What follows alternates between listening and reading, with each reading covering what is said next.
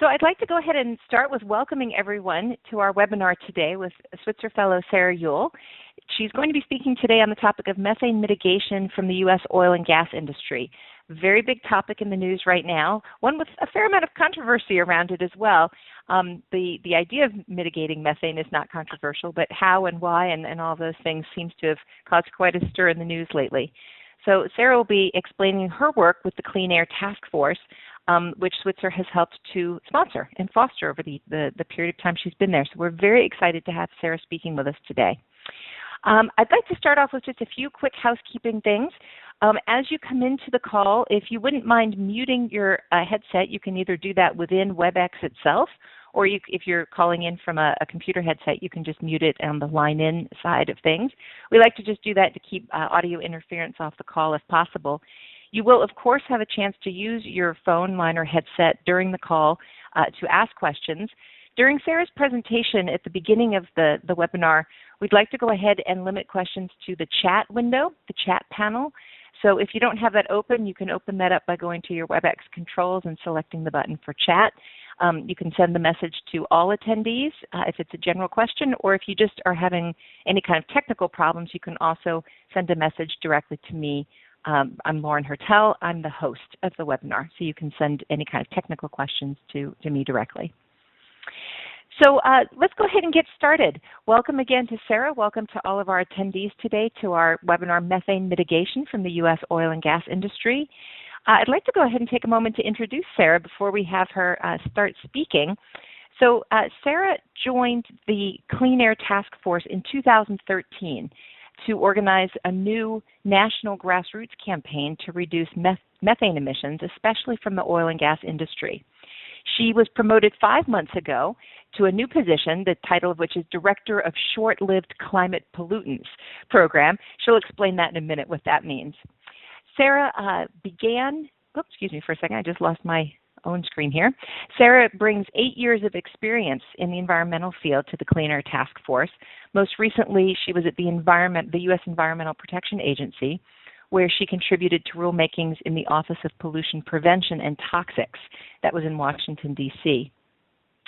Before that, you worked for the Clean Water Action in Hartford, Connecticut. And while she was at Clean Water Action, she led a coalition of more than 50 Connecticut organizations that worked to craft and pass 7 state laws and 12 local policies, which aim at protecting human health and the environment from toxic chemicals. That was around the time that Sarah became a Switzer Fellow, which she became in 2011. During that time, Uhl also served as a state policy expert for safer chemicals, healthy families, and built local support for 4 pieces of federal environmental health legislation. So in collaboration with the Clean Air Task Force, the Connecticut Alliance Against Diesel Pollution won funding from the state to retrofit Connecticut's school and transit bus fleets with pollution controls. Sarah has also held research and conservation positions with the U.S. Department of Agriculture, Natural Resources Conservation Service, the Yellowstone Ecological Research Center, and Yale University. As I said, she received our Switzer Fellowship in 2011, and she also received a Master's in Science from the Yale School of Forestry and Environmental Studies in 2012. She holds her bachelor's from Dartmouth College in Environmental Biology and Environmental Studies. We are absolutely thrilled to have you here speaking with us today, Sarah. Welcome. Thank you, Lauren. Thank you very much. And welcome to all of the webinar participants. Thank you for being here and for your interest in this topic. As you can tell from the bio, much of my background is in environmental health and toxic chemicals.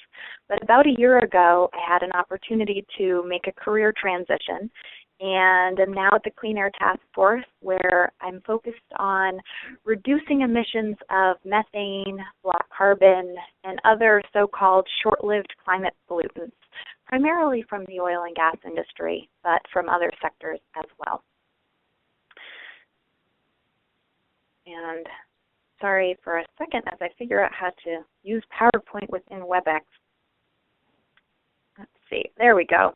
So today I am planning to go over a little bit of why we're so concerned about methane emissions from the oil and gas industry, some of the available solutions, and what we estimate as the total greenhouse gas emissions reductions that are possible from this sector, And finally, planning to talk a little bit about the landscape for possible policy reform on the federal level here in the U.S. There we have a picture of a well pad, a gas well pad from a tour that I was recently part of in the Marcellus Shale out in Pennsylvania. Natural gas and oil systems are responsible for about a third of domestic methane pollution.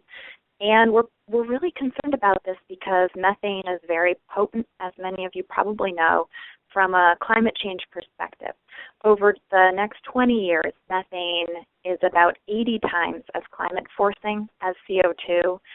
And over the next 100 years, it's about 30 times as climate forcing. So over the time periods that we're really concerned about, when key ecological systems are likely to shift, curbing methane could have a tremendously beneficial impact in terms of mitigating climate change. So where do these leaks happen? Well, unfortunately, the pollution occurs throughout the entire system, all the way from the wellhead, which you can see in the upper left-hand corner of your screen, down to customers' meters, frankly. But fortunately, there's a lot we can do to curb emissions throughout the system, and I'm happy to get into more specifics as we go on. I also wanted to share a visual, and I hope everyone can see the PDF that I have up, of a tank. And on the left-hand side, you can see what the naked eye would see, no emissions, because methane is an invisible gas. But on the right, the picture shows what can be viewed through a FLIR camera, which is a fluorescent imaging technology that can actually be used to see the otherwise invisible emissions. So back to the PowerPoint. Oops.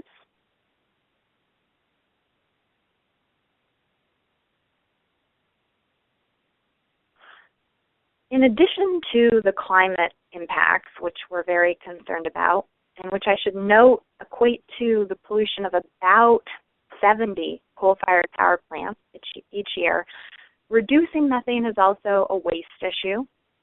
Billions of dollars worth of gas is flared or vented or leaked each year in the U.S. alone.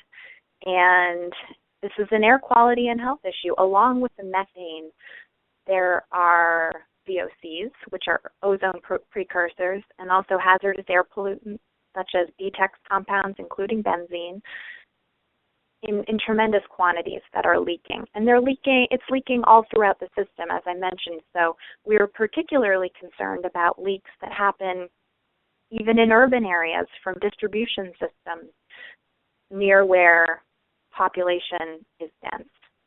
And as has been in the news quite a bit lately, unfortunately, this is also a safety issue, as aging pipeline infrastructure can result in sizable leaks that can lead to explosions.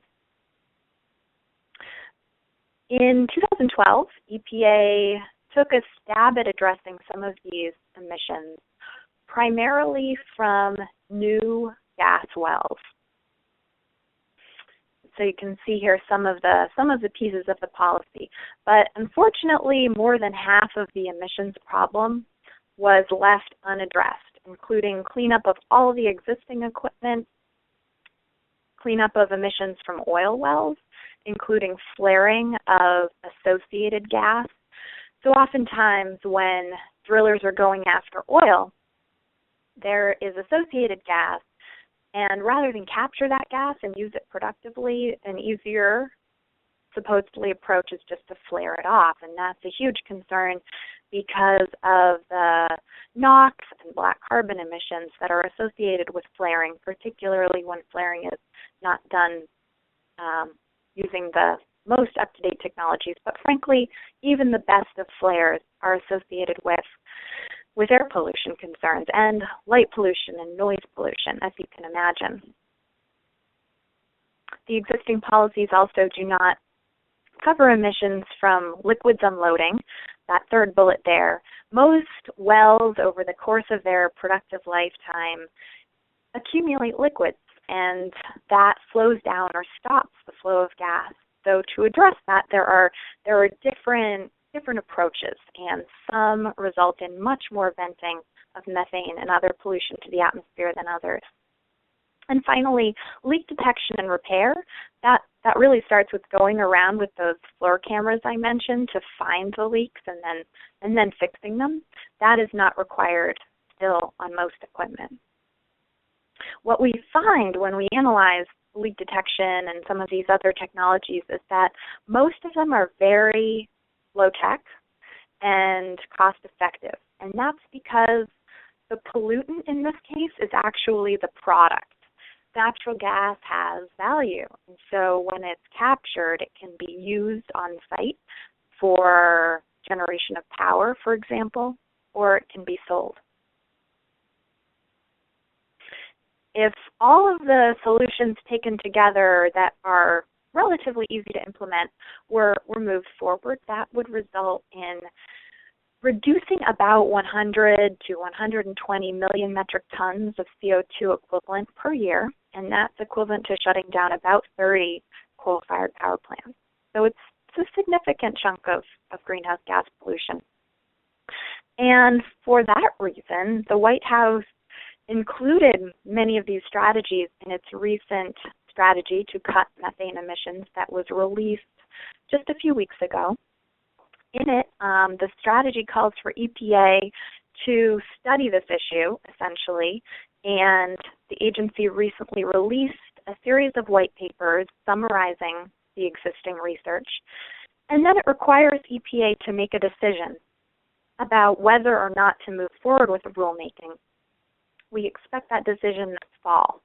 And so in the meantime, many organizations are trying to put as much pressure as possible on the agency to move forward and address this problem.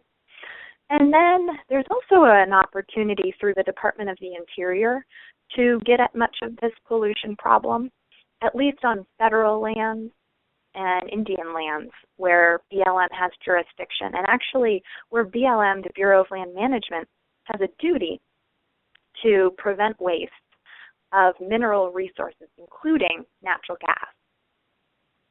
BLM was also called out within the White House's strategy, and there's actually a requirement there for the Bureau to move forward with a rulemaking to update its more than 30-year-old policies designed to prevent waste.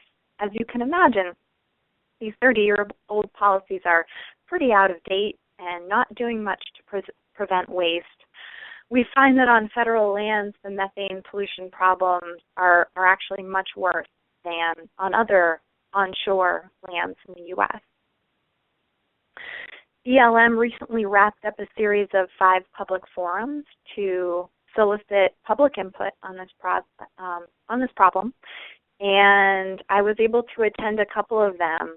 The testimony from people living with this infrastructure was very powerful. As you can imagine, it's dramatically impacted the lives of people in North Dakota, Wyoming, New Mexico, Texas, many places where there are federal lands on which oil and gas resources are being developed.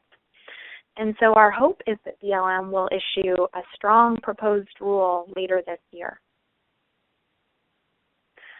And to wrap up, just a little bit about the campaign effort to press for action. Clean Air Task Force organizes a coordinated effort on that front, and that's actually what I was brought on to lead last year. We have issued a number of reports since then and have about 100 active partner organizations from a wide range of constituencies. Because this issue is rather multifaceted, touching on public health and waste, and of course environmental issues, even royalty issues, we've been able to build support from a wide range of groups and a wide range of communities. And I'm hopeful that over the course of the next 6 months or so, we'll be able to successfully press both EPA and the Department of the Interior to take this issue on in a concerted way and together address the vast majority of the pollution. That concludes my talk, but I'm very much hoping to have a dialogue with all of you and looking forward to your thoughts and questions. Super. Thank you so much, Sarah. So let me go ahead and open up the floor to questions. So we've got the chat window. If you'd prefer to just type it in, if you're on a cell connection or something, for whatever reason your audio isn't working properly, you can type a question into the chat window, or you can just turn your mic on, unmute yourself, and ask it that way. So let me just go ahead and open that up. In the meantime, let me just pose maybe what is going to sound like a very basic question. Why has this taken so long? Why are we just doing this now? Let me just start with that question while other people come up with theirs. Oh, great question, Lauren. I've heard this issue described as low-hanging fruit in terms of the climate effort because, frankly, the solutions are pretty simple and relatively non-controversial. Colorado, I should have mentioned, actually just recently became the first state to directly regulate methane from the oil and gas industry.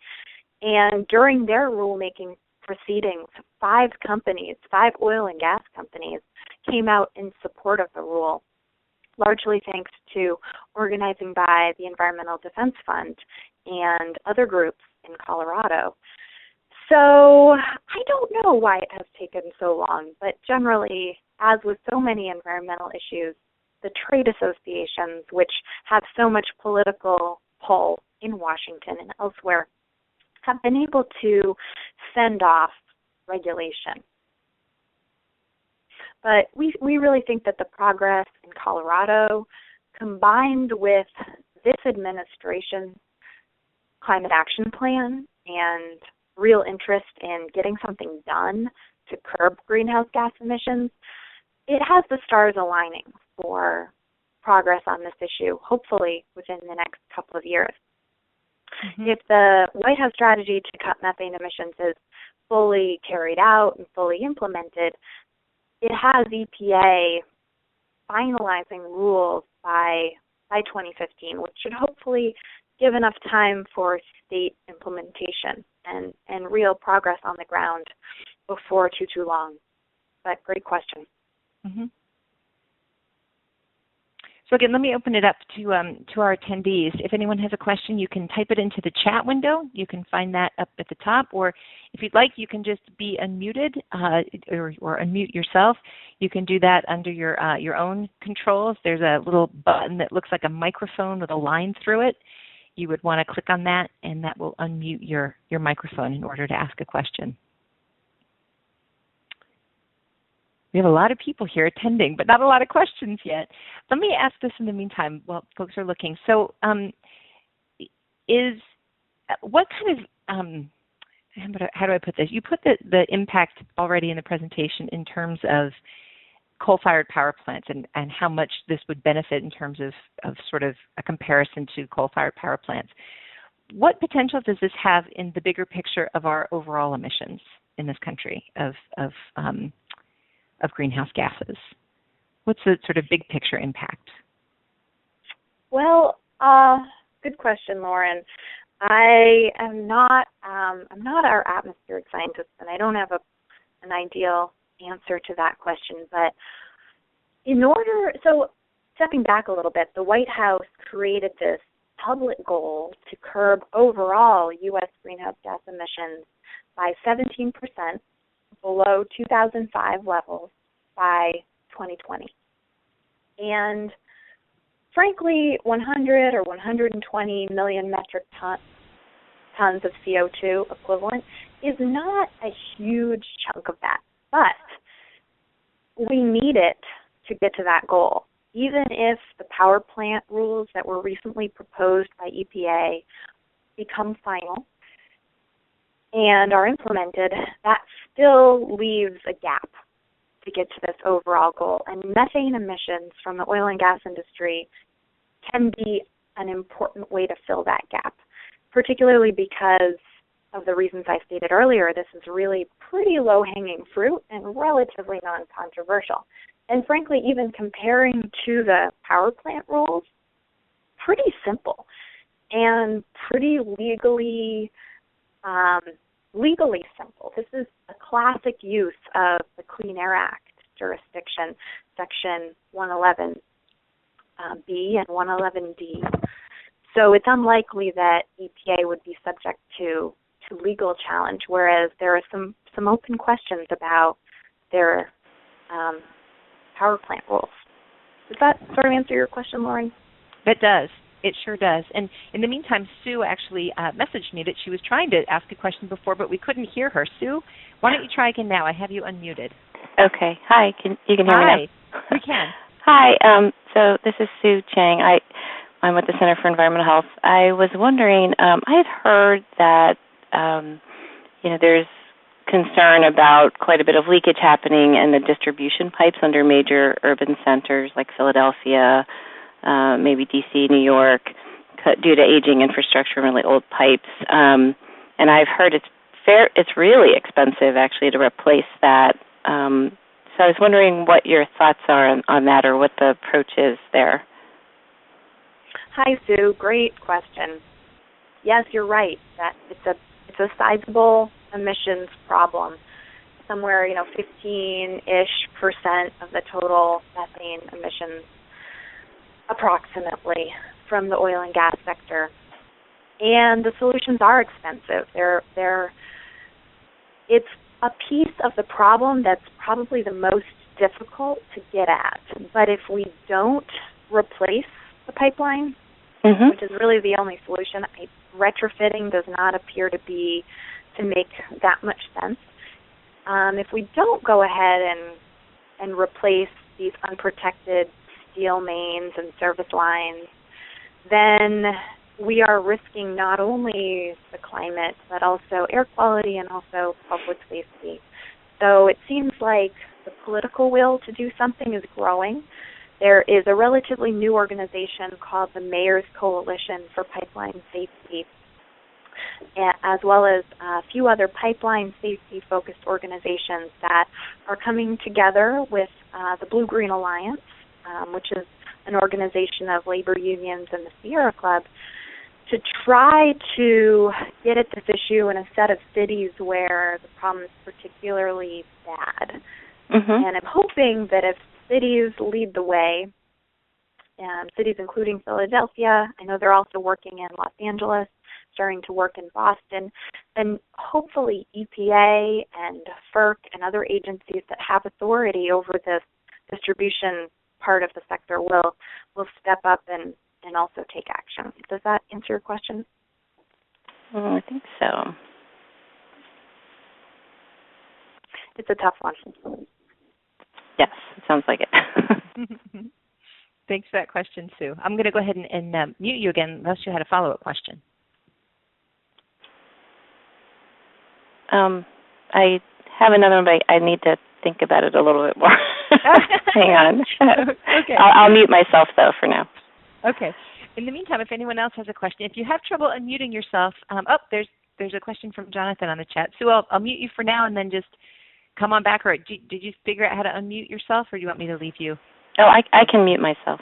You can. Okay. Yeah. Super. Thanks. So, Jonathan Parfrey is asking. He says there's leakage taking place from old mines and natural sources as well. Is the Clean Air Task Force addressing those emissions as well? That's true. Hi, Jonathan. That is true. We are very focused on the oil and gas industry right now, and a little bit less focused on old mines, primarily because we feel like this is low-hanging fruit, and we feel like there's a political opening to get something done right now. So that's really why we're channeling our somewhat limited resources in this direction. But you're right to point out that this is just a piece of the pie. It's about a third of the domestic methane emissions, if I can get back to that original slide, based on the U.S. greenhouse gas inventory. Does that answer your question? Jonathan, if it doesn't, feel free to unmute yourself or oh, he said yes. He says in the chat window, yes, Thanks. it does. Sarah, while Sue's reframing her question, and we're waiting for other questions to come in, I just have a quick one of my own. What's being done in other countries? We can't be alone in this problem. Oh, we are not. We are not alone in this problem at all. And Clean Air Task Force is also doing some work with the Arctic Council. As folks on the line may know, the Arctic is particularly fragile, and we're very concerned about tremendous impending development of fossil fuel resources in the Arctic, particularly given the lack of regulatory oversight within many of the countries that have land and sea resources in that region. Other countries, I'm not our international expert, so I can't fully address your question, but I'm not aware of other countries that are really leading the way on this, unfortunately. But hopefully, if the U.S. can take some strong action, we can lead by example and, frankly, have something to point to concrete in international climate negotiation settings. And as chair of the Arctic Council, the U.S. is becoming chair of that body in spring of 2015. And there's been quite a bit of talk of the U.S.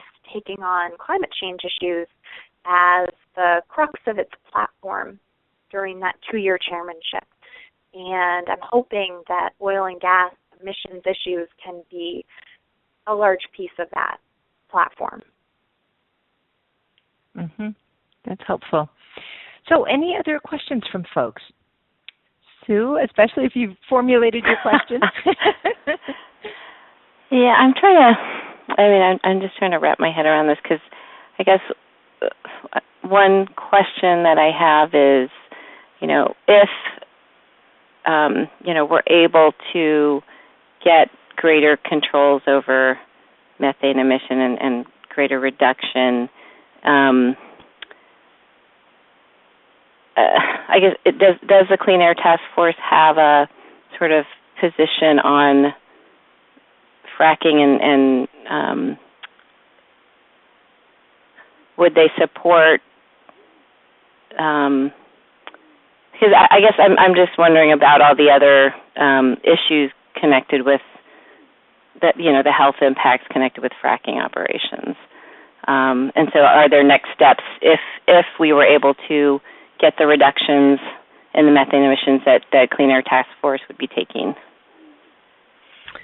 Good question. I think I know what you're getting at. Yeah, I didn't ask it very well. Oh, you did. You did. Absolutely, this is just a piece of the problem from this industry. We, as the Clean Air Task Force, we try to focus on the air issues, but of course, horizontal drilling and hydraulic fracturing enabled shale development has a very long list of environmental and health concerns that go beyond emissions of methane and VOCs and hazardous air pollutants. So we don't have an opinion on, certainly don't support in general the use of natural gas or any sort of specific technology. But I just would note that in regard to the controversy around the recent EPA power plant proposal, there's been some back and forth about whether curbing methane would sort of give EPA cover for increasing the use of natural gas. We don't think that that's true. And under the existing power plant proposal, natural gas electricity generation would actually decrease by 2030 compared to a base case in which EPA does not regulate power plant pollution. So we very strongly support that proposal. And looking from a health perspective, since coal is so damaging at a very high level, if we can shut down some of the very dirtiest coal plants and increase generation from underutilized, some of the cleanest gas plants, in the very interim, we do think that that specific policy would be beneficial. Does that answer your question? Yes. Okay. It's nuanced and tricky. So I'd love to know a little bit more about what your organization's doing on these fronts, because your I don't know if you and Sarah know each other previously or if you know each other's organizations, but maybe you could just explain a little bit about what kind of work you're doing. Yes, actually Sarah and I have connected, and she has worked with, our organizations when she was doing some of the chemical and toxics work in the past. But Center for Environmental Health is also very engaged on energy and environmental health issues, and particularly looking at fracking. So we're doing a couple different things. One is trying to get more information out about the impacts to maternal and child health from natural gas and oil development using fracking technology. And so we put out a white paper last year that pulled together all the latest peer-reviewed studies on maternal and child health impacts. We recently held a 6-webinar series that featured different experts talking about different aspects of, health effects for maternal and child health. And then we'll be actually holding a symposium in the next couple months, bringing together the different health researchers and community members from affected areas to talk about, share information, talk about data gaps, areas that need more research, and really see where more can be done around, air monitoring, water monitoring in these different communities. And let's see, the fourth area is I'm actually trying to figure out approach or the best sort of campaign target to do a market-based campaign focused on using institutional buying power or some other kind of mechanism to move the market away from natural gas towards greater investment in renewable energy. So mm-hmm. That's helpful, especially for other folks that are on the call, because we do like to figure out where the connections are here between fellows and the work that you're doing. So that's really helpful. Thanks, Sue. Sure. I agree. And I should add that Clean Air Task Force also does a lot of research, and so I would love to stay in touch, Sue, about that, filling the data gaps piece, and perhaps we can find some ways to collaborate on that front as well, at least on the air side. Yeah, that would be great. Mm-hmm. So in the meantime, Jonathan actually posted another question to chat, and sorry it took me a minute to see that, Jonathan. He says it's his understanding that some nations, like the Netherlands, have better built pipelines, not merely resulting in fewer leaks, but also allowing transport of higher percentages of biologically produced hydrogen. And he's asking if the Clean Air Task Force has looked at economic models of multiple benefits in upgrading the U.S.'s pipelines. Oh boy, I would have to get back to you on that, Jonathan. Sorry about that, but that's good to know. Mm-hmm. Yeah, you're more looking at just ways to influence the policymakers at this point, right, as opposed to offering the economic models for alternatives. Is that right? Well, Clean Air Task Force does look at the economics. We recently published a study regarding the economics of LDAR, leak detection and repair, calculating the payoff time periods for that sort of program when it's implemented on different time scales, or I should say different frequencies. So that really is our bailiwick, but it's been 1 year for me at Clean Air Task Force, and so far I've really tried to wrap my head around the U.S. policymaking space. I now have a team of about 10, including a couple of full-time researchers, but they frankly still, I haven't had a brain melt yet on any of the international stuff, to be very candid. Super. Jonathan said, okay, no worries. No worries at all. So, super. Do we have any other questions for Sarah from our audience? Lissa also just joined us. Lissa, can you hear me? Is your audio working? She just came in, so her audio may not be up and running yet. Sure. So, Sarah, is there anything else that you'd like to add? Because we always allow for about 45 minutes for our webinars, but it's no problem if other folks don't have questions or you don't have anything else you'd like to add that we end a bit early. But before we do that, I want to make sure that you have a chance to add anything else, including where might be the next steps for you. What will be coming up after this campaign? Sure. Well, a couple of things. I don't have a full sense of who's on the line, but if anyone is from an NGO or from a company and might like to speak further about ways to engage in this effort, I would be happy to connect with people one-on-one. And I really appreciate the fabulous questions from everyone and the interest in this issue. In terms of next steps, this campaign is envisioned as a multi-year effort. As folks who are familiar with EPA probably know, it's a long rulemaking process, and even if we get a final rule in 2016, the process of going through state implementation plans and actually getting the policies put forward on the ground can be even longer. So I plan to be in this role doing this sort of work for a number of years, hopefully. And Lauren, I want to thank you for organizing the webinar and making everything run so smoothly. I really appreciate it. It's my pleasure. And for those of you who are attending today, we will be providing a recording of this webinar on our website. It'll be on our blog. I'll send that link out shortly.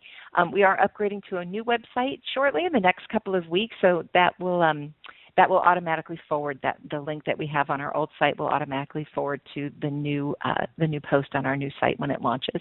So you can forward that link along to colleagues without worrying about it breaking in the next few weeks.